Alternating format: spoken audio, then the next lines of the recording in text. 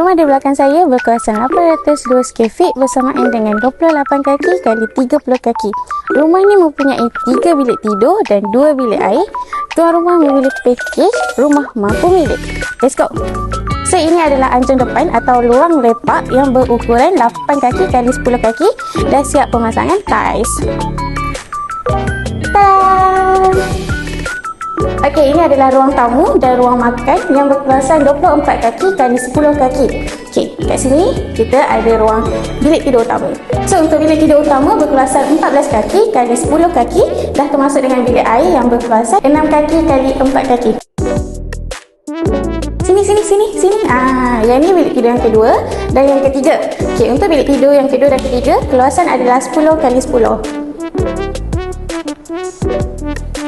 So, ini adalah bilik air yang kedua berkeluasan 8 kaki kali 4 kaki. Dan last sekali, tada! Ini adalah ruang dapur berukuran 8 kaki kali 10 kaki.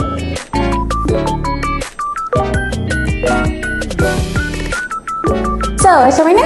Lawa tak? So ini adalah rumah mampu milik, tetapi penambahan daripada tulang rumah macam ini, aksesori elektrik dan tabletop di ruang dapur tadi. Itu adalah tambahan daripada tuan rumah lah. So, itu sahaja. Mana orang Gopeng yang berminat nak bina rumah, jom hubungi Amy sekarang. Bye-bye.